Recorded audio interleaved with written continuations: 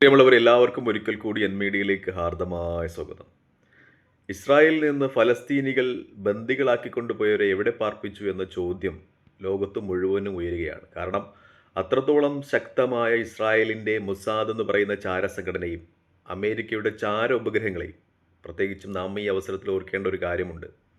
Iran ഇസ്രായേലിനെ ആക്രമിക്കുന്ന സന്ദർഭവും സമയവും, അതുപോലെ തിരിച്ച് ഇസ്രായേൽ ഇറാനെ ആക്രമിക്കുന്ന സന്ദർഭവും സമയവും, ലോകത്ത് എവിടെ നടക്കുന്ന പ്രവർത്തനങ്ങളും ഒപ്പിയെടുക്കുവാൻ കഴിവുള്ള അമേരിക്കയുടെ സുശക്തമായ ചാര ഉപഗ്രഹ കണ്ണുകളെപ്പോലും വെട്ടിച്ച് ഫലസ്തീൻ ഹമാസ് പോരാളികൾ എവിടെയാണ് ഇസ്രായേൽ തട്ടിക്കൊണ്ടുപോയ ബന്ദികളെ ഒളിപ്പിച്ചതെന്ന ചോദ്യം ലോകവ്യാപകമായി ഉയരുകയാണ്.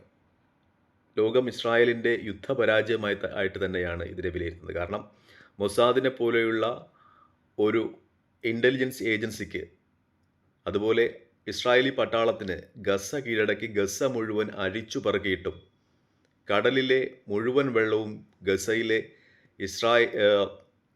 ഹമാസിൻ്റെ ബങ്കറുകളിലേക്ക് കൊണ്ട് നിറച്ചിട്ടും ബന്ദികളെ കണ്ടുപിടിക്കുവാൻ കഴിഞ്ഞില്ല എന്നത് ഇസ്രായേലിനെ സംബന്ധിച്ച് യുദ്ധപരാജയം തന്നെയാണ്.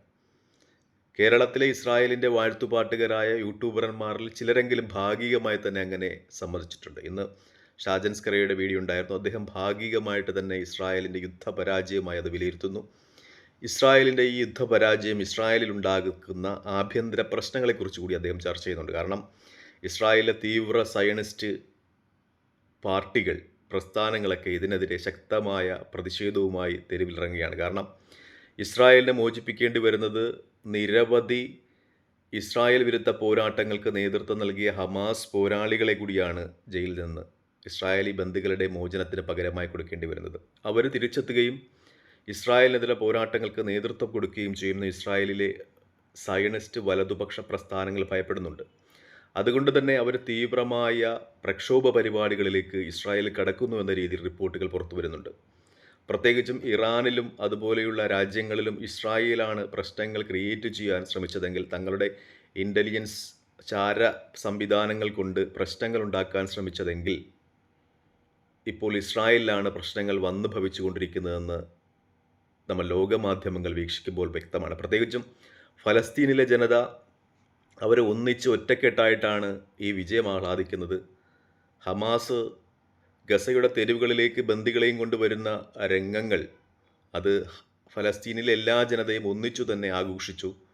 തിരിച്ച് ഇസ്രായേലിൽ നിന്ന് ബന്ദികൾ എത്തുന്നതും ഒന്നിച്ചു തന്നെ ഫലസ്തീനികൾ ഈ തീവ്ര ദുരിതത്തിനിടയിലും ഇസ്രായേൽ ചന്നം ഭിന്നം ബോംബ് വർഷിച്ച് തങ്ങളുടെ 50,000-ൽ പരം ജനങ്ങളെ കൊന്നിട്ടും തങ്ങളുടെ വാസസ്ഥലങ്ങളെല്ലാം തകർത്ത് 19 ലക്ഷം ആളുകളെ ഭവനരഹിതരാക്കിയിട്ടും കടുത്ത ദുരിതങ്ങളിലും പൊരുതി നേടിയ വിജയം അവരൊന്നിച്ചു നിന്ന്, ഫലസ്തീനി ജനത ഒന്നിച്ചു നിന്ന് ആഘോഷിക്കുമ്പോൾ ഇസ്രായേലിൽ സംഭവഗതികൾ തികച്ചും വ്യത്യസ്തമാണ്. കാരണം ഇസ്രായേലിൽ അമർഷം പുകയുന്നുണ്ട് എന്ന് തന്നെ വ്യക്തം. ഇസ്രായേൽ കീഴടങ്ങുന്നതായി അവിടുത്തെ സയണിസ്റ്റ് മാധ്യമങ്ങളും സയണിസ്റ്റ് പ്രസ്ഥാനങ്ങളും വിലയിരുത്തുന്നു എന്നത് വലിയ യാഥാർത്ഥ്യമാണ്. കാരണം 460 ദിവസം നീണ്ടുനിന്ന യുദ്ധത്തിനൊടുവിലും സമാധാന കരാറുടെ മാത്രമേ ബന്ദികളെ മോചിപ്പിക്കുവാൻ കഴിയുന്നുള്ളൂ എന്നത് ഇസ്രായേലിനെ സംബന്ധിച്ച് നാണക്കേടാണ്. കാരണം ഇസ്രായേലിൻ്റെ പ്രധാനമന്ത്രി ബെഞ്ചമിൻ നെതന്യാഹുമൊക്കെ പറഞ്ഞത് ഹമാസിനെ പൂർണ്ണമായും നാമാവശേഷമാക്കും, ബന്ദികളെ മോചിപ്പിക്കുമെന്നാണ്. പക്ഷേ ബന്ദികളെ മോചിപ്പിക്കാൻ കഴിഞ്ഞത് ഹമാസുമായി, ഇസ്രായേൽ നശിപ്പിച്ചു എന്ന് അവകാശപ്പെട്ട ഹമാസുമായി ഒരു സമാധാന കരാറിൽ ഒപ്പിട്ടതാണ്. അതാണ് ആ രാജ്യത്തെ സംബന്ധിച്ച്, ആ രാജ്യത്തെ സയനിസ്റ്റ് പ്രസ്ഥാനങ്ങളെ സംബന്ധിച്ച് അപമാനകരമാകുന്നത്. അതാണ് അവർ പ്രക്ഷോഭ പരിപാടികളുമായി മുന്നോട്ട് പോകുന്നത് എന്നൊരു യാഥാർത്ഥ്യം കൂടിയുണ്ട്. കേരളത്തിലെ ഇസ്രായേൽ അനുകൂല മാധ്യമങ്ങൾ, പ്രത്യേകിച്ചും മാത്യു കുഴൽനാടൊക്കെ അത് ഭാഗികമായി തന്നെ സമ്മതിക്കുന്നുണ്ട്. കാരണം പൂർണ്ണമായി അങ്ങനെയൊരു സമ്മതിക്കുവാൻ അദ്ദേഹത്തിൻ്റെ ഇസ്രായേൽ വിധേയത്വ മനോഭാവം അനുവദിക്കുന്നില്ല. പക്ഷേ അദ്ദേഹം ഇന്നത്തെ വീഡിയോയിൽ ഭാഗികമായി തന്നെ അത് സമ്മതിക്കുന്നുണ്ട്, ഇസ്രായേൽ യുദ്ധത്തിലേറ്റ പരാജയം തന്നെയാണെന്ന്. മാത്രമല്ല അമേരിക്കയുടെ സെക്രട്ടറി ആൻ്റണി ബ്ലിങ്കനുമൊക്കെ അങ്ങനെ തന്നെ പറയുന്നുണ്ട്, ഹോം സെക്രട്ടറിയൊക്കെ അങ്ങനെ തന്നെ പറയുന്നുണ്ട്. ഇസ്രായേലിന് നൽകിയ മുന്നറിയിപ്പ് ഇസ്രായേൽ അവഗണിച്ചു, ഹമാസിനെ പൂർണ്ണമായി നിർമ്മാർജ്ജനം ചെയ്യാൻ കഴിയില്ല എന്ന രീതിയിൽ അമേരിക്ക നൽകിയ മുന്നറിയിപ്പ് അവഗണിച്ചു. പക്ഷേ ഇസ്രായേൽ അത് അവഗണിച്ചു. ഹമാസ് അവിടെ പൂർണ്ണമായും ഇസ്രായേലിനെ നിർമ്മാർജ്ജനം ചെയ്യാൻ കഴിഞ്ഞിട്ടില്ല എന്ന് തന്നെയാണ് ആൻ്റണി ബ്ലിങ്കൻ്റെയൊക്കെ പ്രസ്താവന. പക്ഷേ നമ്മുടെ മാത്യു ചായൻ പുള്ളിക്കാരൻ ഇപ്പോൾ പുതിയ കണ്ടുപിടുത്തങ്ങളുമായി വന്നിട്ടിരിക്കുകയാണ്. കാരണം ഇസ്രായേലിന് ഹമാസ് തട്ടിക്കൊണ്ടുപോയ ബന്ദികളെ കണ്ടുപിടിക്കാൻ കഴിഞ്ഞില്ല എന്ന് പറയുന്ന നാണക്കേടാണ്. അതുകൊണ്ട് അദ്ദേഹം പറയുന്നത് ഈ ബന്ദികളെയൊക്കെ ഈജിപ്തിൻ്റെ സഹായത്തോടുകൂടി ഈജിപ്തിലാണ് ഒളിപ്പിച്ചത്.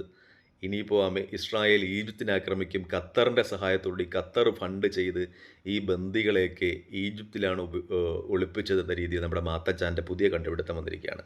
ലോകത്തെ എല്ലാ ഇത്തരത്തിലുള്ള കണ്ടുപിടുത്തങ്ങളുടെയും ഉപജ്ഞാതാവ് മാത്തച്ഛനാണല്ലോ. ലോകത്ത് ഒരു മാധ്യമവും റിപ്പോർട്ട് ചെയ്യാത്ത കാര്യങ്ങൾ മാത്തച്ഛൻ അമേരിക്കയിലെ ഏതോ സ്ഥലത്തിരുന്ന് ഗണിച്ചെടുക്കും. അങ്ങനെ മാത്തച്ഛൻ എന്ന് പറഞ്ഞിരിക്കുന്നത് ഈജിപ്തിലാണ് ഹമാസ് തട്ടിക്കൊണ്ടുപോയ ബന്ദികളെ ഒളിപ്പിച്ചതെന്ന്. അത് മാത്തച്ഛനെ സംബന്ധിച്ച് അതൊരു അപമാനകരമായ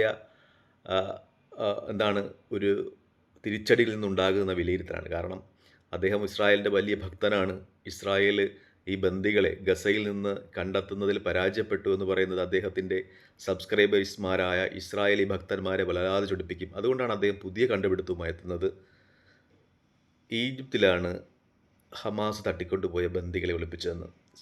സത്യത്തിൽ അതൊന്നുമല്ല. കാരണം ഞാൻ നേരത്തെ പറഞ്ഞതുപോലെ അമേരിക്കയുടെ ശക്തമായ ചാര ഉപഗ്രഹ കണ്ണുകൾക്ക് ഇത് വീക്ഷിക്കുവാനുള്ള കഴിവുണ്ട്. ഈജിപ്തിലാണ് ഇങ്ങനെ ബന്ദികളെ, ഹമാസ് തട്ടിക്കൊണ്ടുപോയ ബന്ദികളെ അവിടുത്തെ ഭരണകൂടത്തിൻ്റെ സഹായത്തോടു കൂടി ഒളിപ്പിച്ചതെങ്കിൽ ഇസ്രായേലിൻ്റെ നടപടികൾ ഈജിപ്തിനെതിരെയും ഉണ്ടാകുമായിരുന്നു. അതുപോലെ അമേരിക്കയുടെ നടപടികളും ഉണ്ടായിരുന്നു. പക്ഷേ അങ്ങനെയൊന്നുമല്ല. ഇത് ഗസയിൽ എവിടെയൊക്കെയോ തന്നെ സുരക്ഷിതമായ ബങ്കറുകളിൽ ആ ബന്ദികൾ ഉണ്ടായിരുന്നു എന്നതാണ് യാഥാർത്ഥ്യം. അത് ഇസ്രായേലിന് കണ്ടുപിടിക്കാൻ പറ്റിയില്ല എന്നത് പച്ച പരമാർത്ഥമായി നിൽക്കുകയാണ്. പക്ഷേ കേരളത്തിലെ ഇസ്രായേലിൻ്റെ ഭക്തന്മാർക്ക് അതൊന്നും ദഹിക്കുന്നില്ല. കാരണം ഇസ്രായേൽ പരാജയപ്പെട്ടു എന്ന് പറയുന്നത് അവരെ കൊല്ലുന്നതിന് തുല്യമാണ്. അതുകൊണ്ട് ഓരോ കഥകൾ ഇങ്ങനെ കണ്ടുപിടിച്ചുകൊണ്ടിരിക്കും. ഈജിപ്തിലായിരുന്നു ഇസ്രായേലി ബന്ദികൾ എന്ന രീതിയിലൊക്കെ ചർച്ചകൾ വന്നുകൊണ്ടിരിക്കും. മറ്റൊന്ന്, ലോകം ചർച്ച ചെയ്യുന്നത് ഫലസ്തീനിൽ നിന്ന് തടവുകാരായി തിരിച്ചു വന്ന ഇസ്രായേലി ബന്ദികളുടെ 3 ബന്ദികളുടെ, വനിതാ ബന്ദികളുടെ അവരുടെ മനോഭാവങ്ങളും അവരുടെ ബോഡി ലാംഗ്വേജുമൊക്കെയാണ്. ലോകം വീക്ഷിക്കുന്നത് ഹമാസിൻ്റെ തടങ്കൽ പാളയങ്ങളിൽ അവർ സുരക്ഷിതരായിരുന്നു എന്നാണ്. കാരണം കടുത്ത ആഹാര ക്ഷാമത്തിലും, കാരണം കടുത്ത ഉപരോധമാണ് ഗസയിൽ ഇസ്രായേൽ ഏർപ്പെടുത്തിയിരുന്നത്. ഞാൻ നേരത്തെ പറഞ്ഞതുപോലെ തന്നെ ഹമാസിൻ്റെ നേതാവ് യഹ്യാ സിൻവർ കൊല ചെയ്യപ്പെടുമ്പോൾ തന്നെ അദ്ദേഹം 3 ദിവസം പട്ടിണിയിലായിരുന്നു എന്ന് അദ്ദേഹത്തിൻ്റെ പോസ്റ്റ്മോർട്ടം റിപ്പോർട്ടുകൾ തന്നെ സൂചിപ്പിക്കുമ്പോൾ ഈ ബന്ദികൾക്കൊക്കെ ആവശ്യമായ ഭക്ഷണവും വെള്ളവും സൗകര്യങ്ങളും ഹമാസ് എത്തിച്ചിരുന്നു എന്ന രീതിയിൽ തന്നെയാണ് റിപ്പോർട്ടുകൾ സൂചിപ്പിക്കുന്നത്. നേരത്തെ ഉണ്ടായിരുന്ന ബന്ദികൾ ഫലസ്തീൻ്റെ കയ്യിൽ നിന്ന് മോചിതരാകുമ്പോൾ അവർ പറഞ്ഞത് ഫലസ്തീനിലെ ഹമാസ് പോരാളികൾ തങ്ങളോട് ഉചിതമായി ആതിഥേയ മര്യാദയോടുകൂടിയാണ് പെരുമാറിയതെന്നാണ്. പക്ഷേ നമ്മുടെ മാധ്യമങ്ങളൊക്കെ, കേരളത്തിലെ മാത്തച്ഛനും അതുപോലെ സാജൻ സ്ക്രീമൊക്കെ പറഞ്ഞത് വളരെ മോശമായിരുന്നു ബന്ദികളോടുള്ള ഹമാസിൻ്റെ പ്രതികരണമെന്നാണ്. പക്ഷേ ബന്ദികളൊക്കെ പറഞ്ഞത് വളരെ ഹൃദ്യമായി ആതിഥ്യ മര്യാദയോടുകൂടിയുള്ള പ്രതികരണമായിരുന്നു എന്നാണ്. എന്തായാലും ലോകം കൂടുതൽ ആകാംക്ഷാഭരിതമായി വെടിനിർത്തൽ കരാറിൻ്റെ അടുത്ത ഘട്ടങ്ങൾ എങ്ങനെ പ്രാവർത്തികമാക്കുമെന്നതിനെ വീക്ഷിച്ചുകൊണ്ടിരിക്കുകയാണ്.